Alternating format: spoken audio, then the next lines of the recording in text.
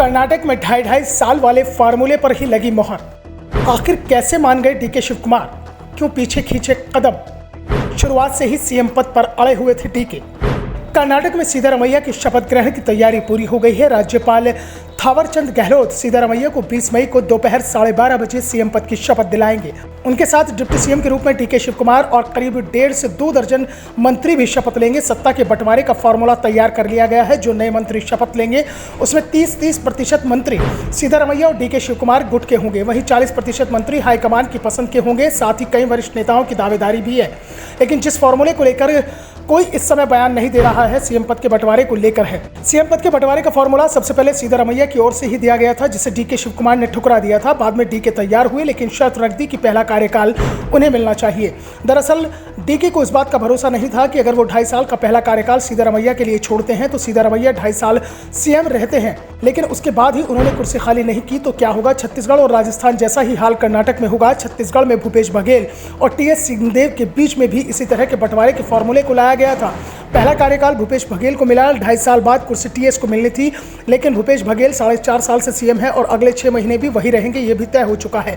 सिंहदेव की बारी नहीं आएगी, ये भी तय हो चुका है। सिंहदेव के साथ धोखा हुआ है, लेकिन कट्टर कांग्रेसी विचारधारा के सिंहदेव ने पार्टी हाईकमान के खिलाफ मुंह नहीं खोला, क्योंकि वो पार्टी को नुकसान नहीं करना चाहते हैं और इसी के चलते हाईकमान ने उन्हें सजा दे दी है।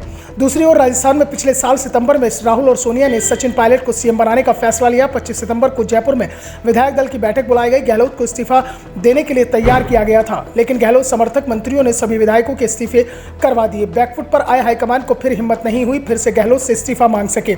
यानी जो सीएम एक बार बन जाता है वो कार्यकाल पूरा करने से पहले कुर्सी छोड़ने के लिए तैयार नहीं है, और यही डर डीके को भी लग रहा है। डीके ने पहले मल्लिकार्जुन खड़गे से बात की और उन्हें वचन दिया कि 2.5 साल बाद उन्हें सीएम बना दिया जाएगा, लेकिन डीके ने खड़गे की बात को नहीं सुना।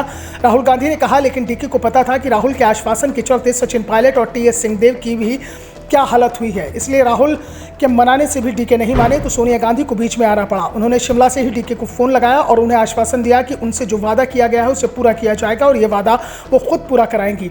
सोनिया गांधी के आश्वासन के बाद डीके सत्ता के बंटवारे को लेकर तैयार हुए। वैसे 2.5 साल के सत्ता के बंटवारे की बात सार्वजनिक नहीं की गई है, लेकिन ये साफ है कि जिस तरह से अचानक ही डीके शिव कुमार ने हाईकमान की सभी बातें मान ली है, उससे ये भी साफ हो गया है कि हाईकमान भी डीके के सामने झुकने को मजबूर हुआ है। वैसे भी कर्नाटक की सत्ता में सभी कुछ कांग्रेस के लिए आसान नहीं हुआ है। पार्टी के कई नेता अभी भी नाराज बताए जा रहे हैं। दावा किया जा रहा है कि पहले 3 डिप्टी सीएम का फॉर्मूला बनाया गया था, लेकिन डीके शिव कुमार ने साफ कर दिया कि अगर उन्हें डिप्टी सीएम बनाया जाएगा तो सरकार में सिर्फ एक ही डिप्टी सीएम होगा।